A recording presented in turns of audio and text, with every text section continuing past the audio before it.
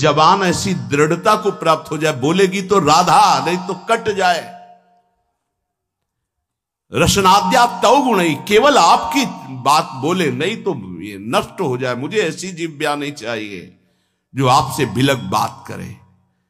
दृढ़ियो, मुझे दृढ़ कर दो इस वाणी को, मेरी रसेंद्री को आपका उच्छिष्ट पाए, मेरी वाकेंद्री को आपका गुणगान करे। बस मुझे नहीं चाहिए और कुछ। राधा राधा राधा, क्या दुर्लभ रह जाएगा, क्या चाहिए। पलक झपकने को निमेष कहते हैं। इतने में राधा के प्रीतम ने अनंत ब्रह्मांडों का सृजन कर दिया। ऐसी किशोरी जो हमारी है और ऐसी किशोरी जो के अधीन लाल जो है, मुझे क्या चाहिए समझ में नहीं आता। कोई पदाधिकारी हाथ मिला दे तो छाती फुला के गर्भ में घूमोगे, वो पता नहीं दोबारा तुमसे मिले कि ना मिले, तुम्हारी बात समझ पाए कि ना समझ पाए। अनंत ब्रह्मांडों के स्वामी को अधीन रखने वाली प्रिया जो कह रहे तू मेरा है, तभी हमारे हृदय में निकलता है हमारे माई श्यामा जी को रात। ध्यान रखना, अगर प्रियाजू ने स्वीकार न किया होता तो वाणी से नहीं तुम बोल सकते कि मेरी प्रियाजू। ये तभी बोल सकते हो जब प्रियाजू ने स्वीकार किया है। तभी यहां बैठे हो वृंदावन में प्रियाजू के घर में, तभी आप प्रियाजू के निज जनों से प्रियाजू की बात सुन रहे हो। स्वीकार करो पहले कि प्रियाजू ने तुम्हें स्वीकार किया है। हे स्वामिनी जू, मुझे ऐसी दृढ़ता दे दो, निर्माणा भवतु रसनाद्या तव गुणई, मेरी जबान अनन्य हो जाए, केवल राधा यश गान करे, राधा बोले। सदा स्थातुम कांखे विपिन वर कुंजे तव नवयो, प्रियाजू मेरे शरीर को ऐसा कर दो कि वृंदावन छोड़ के ना जाए।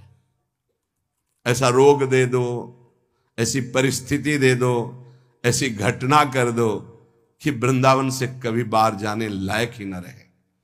बड़ी कृपा। घबरा जाएगा हृदय, रोग दे दो। नहीं नहीं, हमें कहीं भी रखो, रोग मत देना।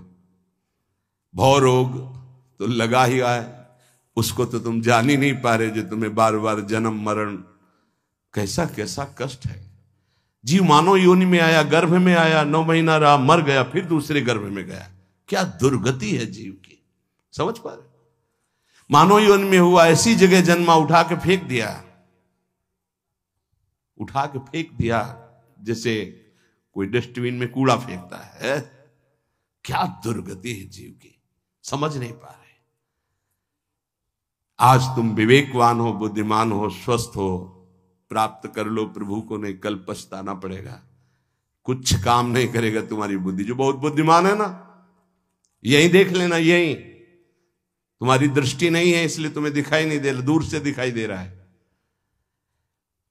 कल जैसे बोले थे आज फिर बोल रहे हैं, यदि प्रभु के चरणों का आश्रय नहीं लोगे, नाम जप नहीं करोगे, शास्त्र मर्यादा का उल्लंघन करोगे, कोई भी हो, कितनी भी ऊंचाई, कितने भी बड़े पद में, कहीं भी तुम्हारा जितना भी वैभव है, तुम्हें संतोष नहीं प्रदान कर सकता। तुम्हारी चेतना तुम्हें जलाएगी, देख लेना। चिंता, शोक, भय, डिप्रेशन, दुख, इससे मुक्त नहीं हो सकते। कागज में लिख लो चाहे दिमाग में लिख लो। आज पुण्य काम कर रहे हैं तो खूब जय जय, और कल हमें बताना जब पुण्य का नंबर बदलेगा, तब तुम्हें उत्तर मिलेगा कि जीवन का तुमने क्या वस्तु खोया। जहां से बनना था वहीं नास्तिकता ले आए, अब क्या तुम्हारे अंदर रह गया है। बहुत, शायद सत्संग में याद हो, एक बार सुनाया था, ये बहुत प्रिय संत के द्वारा बताई हुई बात थी कि एक बहुत बड़े डॉक्टर थे जो विदेश से, अमेरिका आदि से डॉक्टरी से, बिल्कुल नास्तिक स्वभाव। जब कभी किसी संत की बात आती तो सीधे निंदा और गालियों से बात करते थे। अरब खरब रुपए साहब, और इतने बड़े सर्जन के डॉक्टर उनका सम्मान करते थे। एक बार किसी संत ने उनको समझाया कि डॉक्टर साहब आप बहुत बड़े हैं, लेकिन इतने बड़े नहीं कि माया के थप्पड़ को झेल जाए, इसलिए भगवान से तो नास्तिक। कौन भगवान, कैसा भगवान, कहां भगवान। तो उनका एक बार जीवन में मैं स्वयं मिलूंगा आपसे आकर। संतों का स्वभाव होता है बहुत जिद्दी।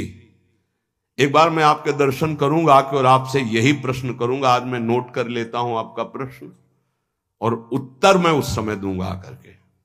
फिर कुछ वर्ष बाद हमको वृंदावन में मिले थे, सिहोम आश्रम के सामने परिक्रमा मार्ग में बैठे हुए थे, बड़े उच्च कोटि के महात्मा, बड़े छद्म भेषधारी, कोई जान न पावे। तब उन्होंने बताया था उनका कुछ समय बाद एक्सीडेंट हुआ, मेरुदंड 6 जगह से टूट गए। मेरुदंड, अब हालत जानते हो मेरुदंड टूटने वाले की क्या होती है? जिंदा मरा हुआ आदमी, मरा हुआ तो ठीक है, लेकिन जिंदा मरा हुआ आदमी, जब उनको ये पता चली वो गए अस्पताल में, कहा डॉक्टर साहब पहचाना? रो पड़े, धीरे से बोले बचा लो। तो कहा अब तो गुंजाइश नहीं है, अब तो अकर्म लागू हो गया, अपना दंड देने में अब नहीं हो सकता। अब एक बात कहूं, अंतिम बना लो अगर तो नाम जपना। बोले बोल दो, कुछ भी नाम बोल दो, कुछ भी बता दो। अब मैं मान गया कि कोई ईश्वर है जिसके आगे किसी की नहीं, अब मैं किसी काम का नहीं रह गया, मेरी सब पढ़ाई लिखाई डॉक्टरी व्यर्थ हो गई, मेरा जीवन अब मृत्यु शैया पे पड़ा है। बोले अब बोलो राम, अब बोलो। हमें लगता है उन डॉक्टर के ऊपर बहुत कृपा पहले से ही हो गई थी, तो ये परिस्थिति आई और अंतिम बन गया। संत के द्वारा भगवान नाम उच्चारण करवाना और आर्त भाव से भगवान को पुकारना, कई ऐसे उदाहरण, इसीलिए हम चीख के कहते हैं कि कोई भी हो, कहीं भी हो, कुछ भी कर लो, जब तक भगवद आश्रय नहीं लोगे तब तक शांति तुम्हारे अंदर नहीं, विश्राम नहीं। ये चिंता, शोक, भय, मृत्यु तुम्हें दंड देके रहेगी, तुम्हें त्रास देके रहेगी। हम ये नहीं कहते कि भजन करने वालों को रोग नहीं आता, दुख नहीं आता, विपत्ति नहीं आती, लेकिन 100 ग्राम विपत्ति 1 किलो संपत्ति क्या करेगी? 100 ग्राम विपत्ति का दुख हो, 1 किलो संपत्ति का सुख क्या करेगी? कौन सी आनंद संपत्ति? ये तो दुख गणना में ही नहीं है उस सुख के आगे, लेकिन हम तुम्हें इशारे में बता रहे हैं। 100 ग्राम दुख और 900 ग्राम सुख उसके ऊपर लदा रहता है, वो कुछ नहीं कर पाता। भगवद आश्रित के हृदय को तुम नहीं जान पाओगे, तुम भी भगवद आश्रित हो जाओ। सदा स्थातुम कांखे विपिन वर कुंजे च नवयो। ऐसी कृपा कर दो श्री जी कि धाम से जाने योग्य न रह जाए, ऐसी कृपा करो। बड़ी कृपा होती है। जैसे कोई जंगली जानवर होता है ना, और उसको काबू में जब किया जाता है तो गांव में एक लंगड़ डाला जाता है। अब वो उतने ही कदम चल पाएगा जितने में उसको चारा मिले, बस। ऐसे ही श्री जी जब कृपा करती है तो किसी असाध्य रोग का लंगड़ डाल देती है, बस जियो चुपचाप। कैसे? राधा राधा राधा, और आ जाओ हमारे पास। ये बड़ा सौभाग्य होता है, बड़ा सौभाग्य। अभी नौजवान एक परसों के आए थे, यहां कैंसर था। कह मैंने आपको गुरु मान लिया, अब राधा राधा राधा, अब एक श्वास भी नहीं राधा नाम से अलग जाएगी, बस मुझे कोई आशीर्वाद नहीं, बना रहे, बस राधा राधा छूटे। कितनी कृपा हो गई। कोई अपने जीवन की जब निराशा की स्थिति को देखता है तब आशा उसकी बनती भगवत प्राप्ति की। अब तो गया भाई, अब तो राधा राधा। हम तो कहते प्रणाम है भगवान की इस विधान को, प्रणाम है उस दुख, उस रोग को जिसने निश्चय करा दिया कि अब तो राधा राधा राधा। बड़े भाग्य की बात है ये, यद्यपि बर्दाश्त नहीं होगा भाग्य सबको।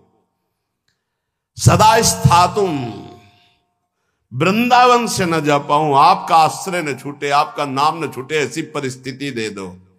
ये बहुत मंगलकारी परिस्थिति है। भगवान कृपा करे भोग लायक न रह जाएं, भगवान कृपा करे जगत लायक न रह जाएं, भगवान कृपा करे हमसे कोई प्यार न करे। बर्दाश्त होगी ये बात? एक हो गया ऐसी कृपा हमें सुनना भी नहीं। हमारी आकांक्षाएं जगत की है, ये जरूर सुनना। यही हमारे जीवन की दुर्दशा है जो हमको प्रभु से विमुख किए हैं। एक बार हम एक संत भगवान के मुख से सुना कि असाध्य रोग भगवान की विशुद्ध कृपा से प्राप्त होता है। ये साध्य रोग नाता तो साधन का अहम बना रहता। मानते कि साधना ठीक थी, लेकिन उसका परिणाम वो नहीं होता जो आर्त भाव में हुआ, जो असहाय अवस्था में हुआ, जो अकिंचन अवस्था में। कोई एक व्यक्ति पानी देने वाला नहीं, एक वस्तु नहीं, आर्त भाव। आप समझ गए कि मैं गया, उसी ने कृपा की। उसी कृपा का आज आप लोग रसास्वादन कर रहे हैं। यद्यपि किसी योग्य नहीं, किसी योग्य नहीं, ना पढ़ा लिखा, ना उतना कुछ नहीं, केवल बस ऐसा है कि जैसे पारसमणि छू गई लोहे पे तो चमक पड़ा, सोना बन गया। वो उस लोहा जंगहा किसी के काम आने वाला नहीं था। श्रीपाद कह रहे सदा स्थातुम स्वामिनी, ऐसा कुछ कर दो कि ये शरीर किसी योग्य न रह जाए, आपके धाम में ही पड़ा रहे। बड़ी कृपा है उनकी। कृपा का स्वरूप हम देखा कैसे कृपा निकालती है। बिल्कुल विषय में लगे हुए हैं, एकदम निकाल के ऐसा भगवदाकार वृत्ति जो वर्षों में नहीं होती साधना से, वो मिनटों में कर देती कृपा। हमने देखा, प्रमाण देखा।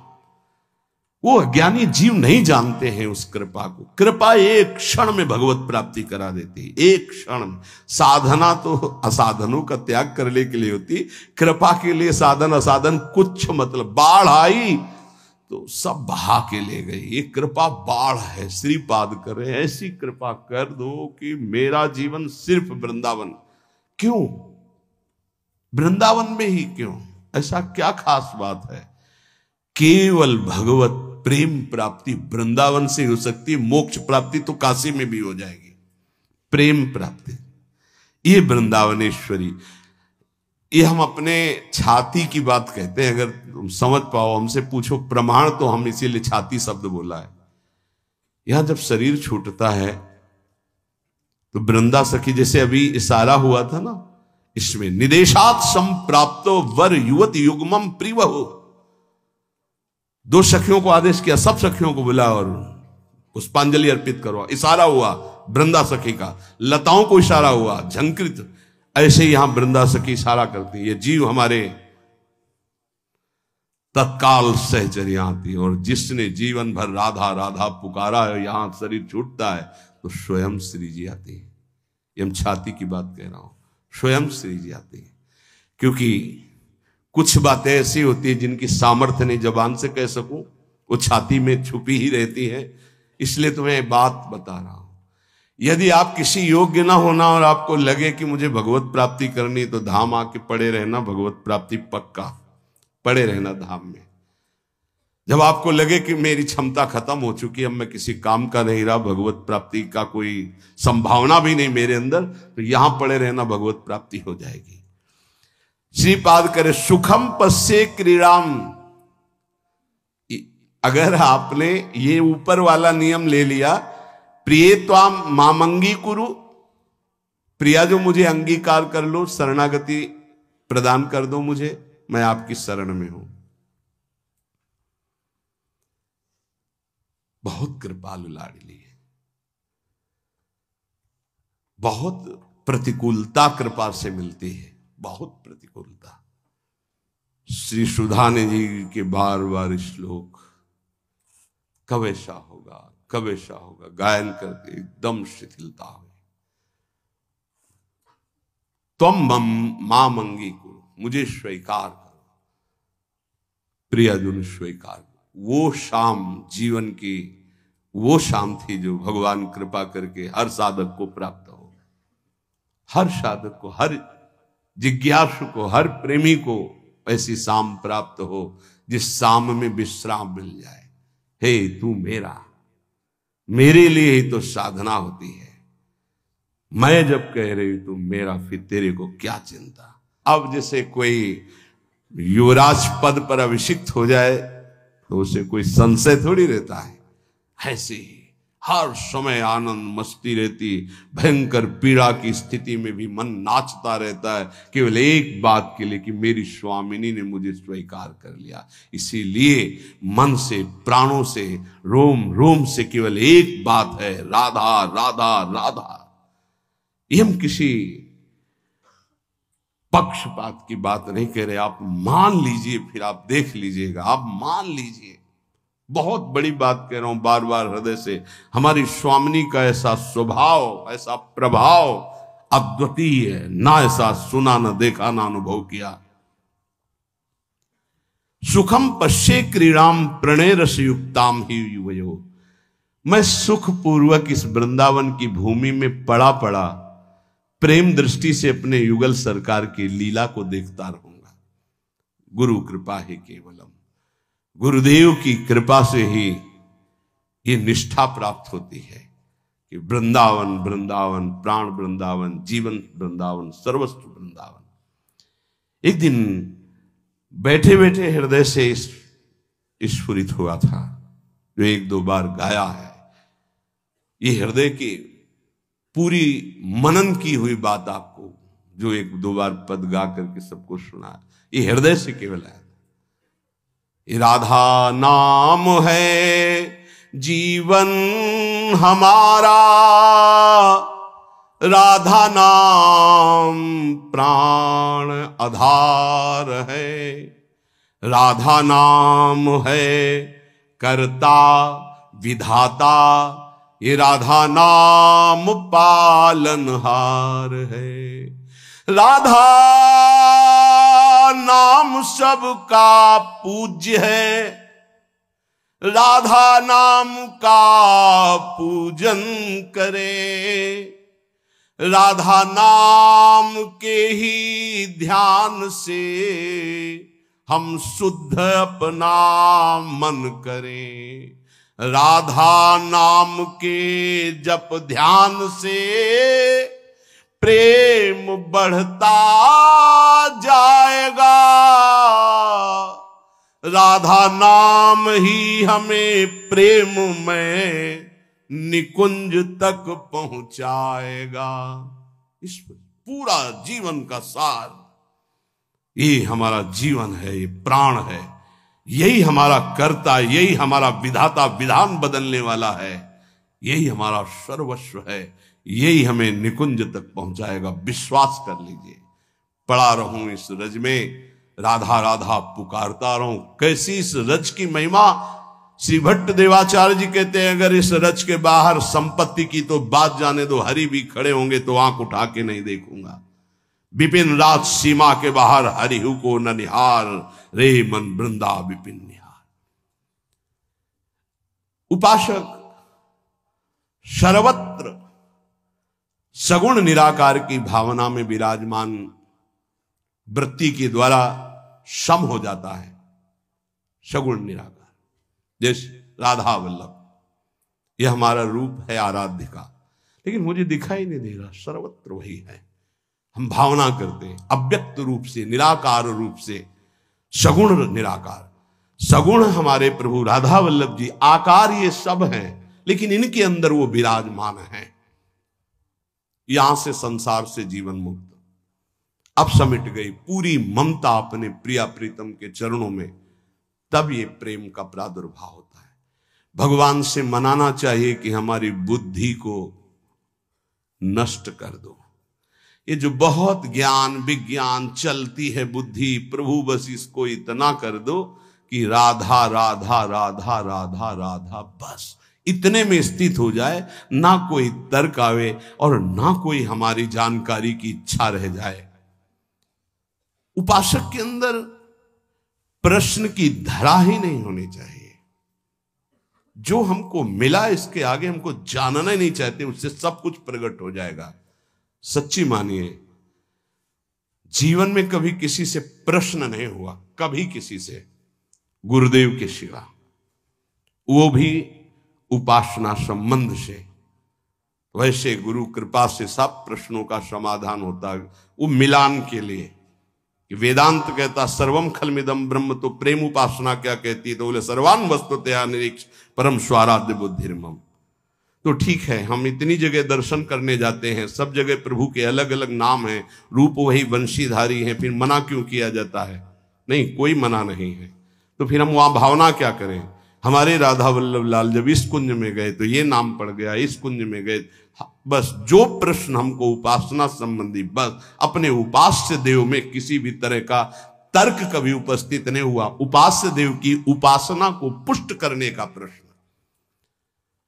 उपासक के अंदर कोई प्रश्न नहीं रहना चाहिए। जो मंत्र और नाम मिला है समस्त समाधानों का समाधान है। अनन्य ममता विष्णुर प्रेम संगीता, हमारी जो अनन्यता है वो पहले व्यापक तत्व में हो जाए, समाधान तभी प्राप्त होगा। ध्यान रखना, एक भी सृष्टि में कोई भी अगर हमारे प्रभु से अलग हमारी दृष्टि और व्यवहार में रहेगा तो भगवत प्राप्ति में बाधा रहेगी। इतना बड़ा खेल है। अनन्य ममता विष्णुर, विष्णु माने व्यापक। जो हम आराध्य देव का नाम स्वीकार किया गुरु प्रताप से, राधा वल्लभ लाल, वो राधा वल्लभ लाल विष्णु माने व्यापक। अनन्य ममता, हमारी ममता राधा वल्लभ लाल जी के चरणों में, और वो व्यापक, सब में वो व्यापक है। प्रेम संगीता, इसी से प्रेम का स्फुरण होगा, पहले सब में बराबर। हरिवंश नाम लीन अजात शत्रु ते सदा। देखो भला ऐसा है? ऐसा नहीं, इसीलिए नाम जपने पर भी नाम का रंग नहीं आ पा रहा, क्योंकि इससे नामापराध बन जाता है। किसी भी देवता की निंदा करना, भगवान शिव हरि में भेद रखना, संत वैष्णव गुरुदेव की निंदा करना, वेद के शास्त्रों के गुरु उपदेश के प्रतिकूल चलना, ना सुनने वाले को भी, ना चाहने वाले को भी, अश्रद्धालु को भी उपदेश करना, कई ऐसे नाम अपराध है। नाम को अर्थवाद मानना कि अरे ये तो केवल रोचकता बढ़ाने के लिए कहते हैं, ऐसा नाम का फल नहीं है। इन सब बातों से नाम जपने पर अरुचि हो जाती है, और नाम जपने पर भी नाम का फल प्रकाशित नहीं होता। अगर हम इसी जन्म में बहुत जल्दी लाभ प्राप्त करना चाहते हैं तो किसी से भी न राग न द्वेष। अनन्य ममता विष्णुर, जो व्यापक तत्व है। दो प्रकार की उपासना करनी ही होती है हर उपासक को। एक होती है सीमा के अंतर्गत और एक होती असीम। ये दोनों उपासना की पद्धतियां स्वीकार करनी पड़ेगी। सीमा के अंतर्गत सिर्फ राधा वल्लभ लाल, असीम सर्वत्र राधा वल्लभ लाल।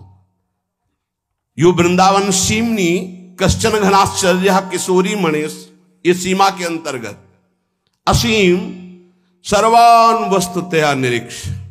दोनों पद्धतियां स्वीकार करनी ही पड़ती है। पहली पद्धति में समता और दूसरी पद्धति में ममता। समता करके विस्मृत, ममता करके आसक्त, ये प्रेम संग, प्रेम का प्रादुर्भाव। समझ पा रहे? अगर एक भी वस्तु व्यक्ति स्थान से कहीं भी नफरत है, द्वेष है, शत्रुता है, तो जब तक उसको नहीं मिटाओगे भगवत प्राप्त नहीं हो पाओगे। कहीं भी द्वेष नहीं था, केवल रंगनाथ जी के मंदिर के जो सेठ जी थे उनसे जरा सा द्वेष पूर्व का था लाला बाबू को, तो श्री कृष्णदास जी ने उनको विरक्त वेश नहीं दिया। और जिस दिन वो उनके सामने भिक्षावृत्ति के लिए खड़े हो गए और द्वेष खत्म हुआ, हृदय से लगाए और गए, तो रास्ते में मिल गए कि लाला बाबू आज तुम्हें हम विरक्त वेश देंगे। अर्थात हमारे गुरुदेव, हमारे इष्ट तभी प्रसन्न होते पूरी सृष्टि में किसी एक से भी वैर न रह जाए। अनन्य ममता विष्णुर ममता प्रेम संगीता भक्ति रित्युच्यते भीष्म प्रह्लादोद्धव नारदैः। श्री भक्ति के आचार्य देवर्षि नारद जी, भगवान श्री कृष्ण के परम मित्र, गोपियों के परम भक्त उद्धव जी, प्रह्लाद जी भक्तों में सर्वश्रेष्ठ, महामहिम श्री भीष्म जी, इन बड़े बड़े महापुरुषों का मत है कि इसी भक्ति से प्रेम का प्रादुर्भाव होता है। क्या? सब में विष्णुर व्यापक प्रभु हमारे, व्यवहार आपका ऐसा सम, और ममता अनन्य भाव से जो गुरुदेव प्रदत्त आराध्य देव का रूप है उसके सिवा, उसके सिवा नहीं। पूर्ण अनन्यता, पूर्ण समता, अभी आनंद आ जाए। ये जब उतरे हो अखाड़े पे तो चोट की क्या परवाह, दांव मारो विजयी भव, क्योंकि श्री जी हमारे संग है। नागरी दासी जन्म जितायो बलिहारी बलिहारी। शालोक के सारिष्ट सामीप्य सारूप्यकत्व मप्युतो दीयमानम न गृहणंति बिना मत सेवनम जनाहा। पहला भक्ति का स्वरूप और दूसरा निष्कामता का स्वरूप। उस उपासक में जो अनन्य ममता अपने आराध्य देव में करता है, उसको इस लोक के भोग परलोक के भोगों की तो बात जाने दो, मुक्तियों की भी इच्छा नहीं रहती। तो चलो हमारी स्थिति ऐसी नहीं, लेकिन हमें अपनी इच्छा को शासन में तो लेना पड़ेगा।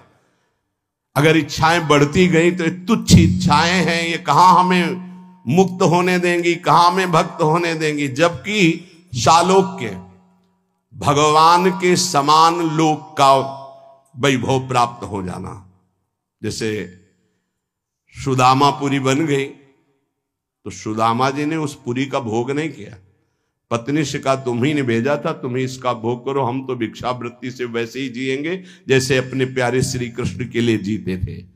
शालोक्य नहीं स्वीकार किया। शारिष्ट भगवान के समान ऐश्वर्य विभूतियां बल विक्रम सब जागृत हो जाना। सामीप्य भगवान के समीप भगवत स्वरूप धारण करके विराजमान रहना। सायुज्य भगवान में समा जाना, जैसे तरंग जल में लीन हो गई। कोई भी मोक्ष नहीं चाहता, भक्त तो चरण दासता के सिवा कोई सुख नहीं चाहता।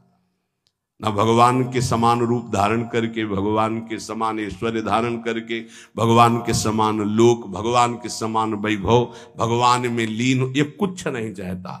सालोक के सारिष्ट सामीप्य सारूप्यकत्व मप्युत दीयमानम। अधिकार हो गया, वो जो चाहे मोक्ष प्राप्त कर ले। न ग्रहणंती, नहीं चाहिए। क्या चाहिए? सेवनम जनाहा, केवल सेवा आपकी बस। ना मुझे और नहीं चाहिए, ये पांचों मोक्ष नहीं चाहिए। कैवल्य परम पद स्वरूप बोध महापुरुष को मिलता है। भक्तिवान कैवल्य परम पद का अधिकारी स्वयं हो जाता है, क्योंकि स्वरूप बोध भगवान के दर्शन और स्वरूप बोध एक ही साथ होता है। मम दर्शन फल परम अनुपा जीव पाव निज सहज स्वरूपा। और यहां तो भावदेह की प्राप्ति आचार्य कृपा से पहले ही हो जाती है।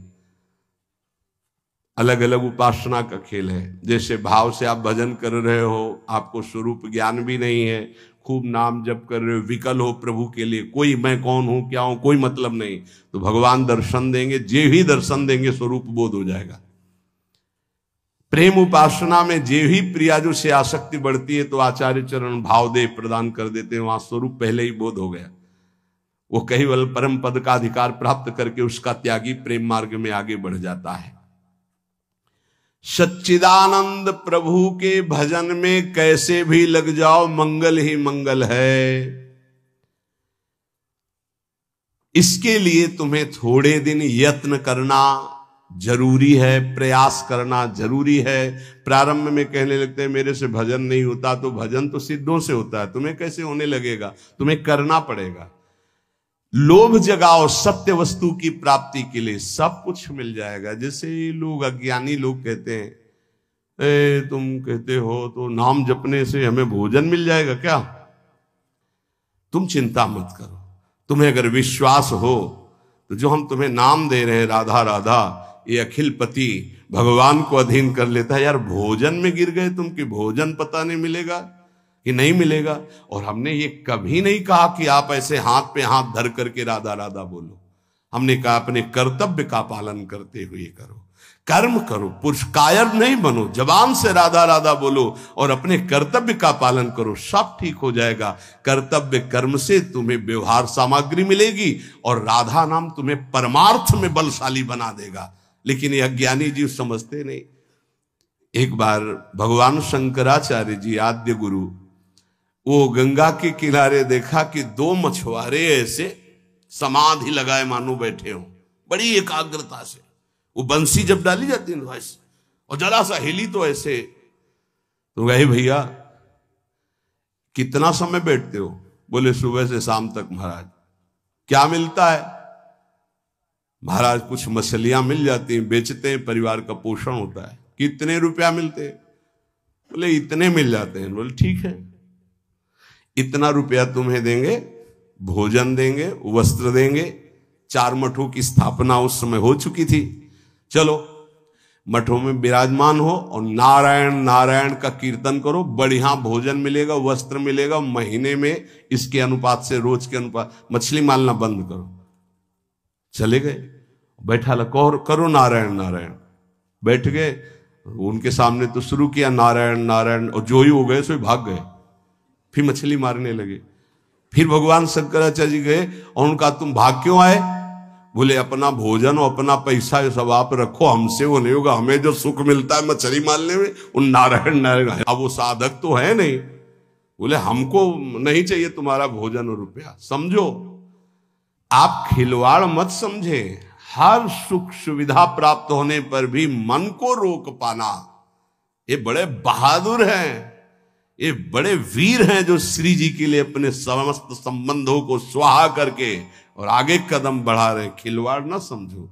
उनको कहा गया कि तुम्हें मछली मारने से जितना मिलता है प्रति महीने मिलेगा, कोई चिंता नहीं, खाओ पियो, नारायण नारायण बोल। नहीं कर पाए, क्योंकि मना स्थिति जब तक राजी नहीं तब तक कैसे हो सकता। मना स्थिति को प्रभु में राजी करने वाले, इसीलिए सतरत सतरत सा लोकांतारित। तो आप सबसे प्रार्थना है, भजन सिद्धों का होता है, साधकों का नहीं। साधकों को प्रारंभ में बिना रुचि के, बिना भाव के, बिना स्वाद के भजन करना पड़ता है, और भजन ही हमारे जीवन को परम सुख में पहुंचाएगा। आत्यंतिक दुख की निवृत्ति, जहां लेस मात्र भी दुख नहीं प्यारे, वहां पहुंचने की बात कही जा रही है। इसलिए आप बात मान जाओ, क्योंकि ये ऐसी कोई वस्तु नहीं कि हम खरीद के आपको खवा दें, ऐसी कोई बात नहीं जो हम आपको दिखा दें। बस वाणी से कह के असमर्थ होकर के बस कहते हैं कि आप मान लो बात। राधा राधा राधा राधा, जो आपको कर्तव्य मिला है उसे पूजा मानो और नाम जप करो, निहाल हो जाओगे, मस्त हो जाओगे। कोई भी तुम्हें परास्त नहीं कर पाएगा, हारते हुए भी जीत जाओगे, और अगर प्रभु से विमुख रहे तो जीतते हुए भी हार जाओगे। ये बात ध्यान रखना जीवन की। नाम है तो सब कुछ है, नाम छूटा तो कुछ नहीं। इतनी बात लिख लो। ये हम केवल कोरी भावुकता में नहीं कहते, किसी पक्षपात में नहीं कहते, शास्त्र प्रमाणित जीवन का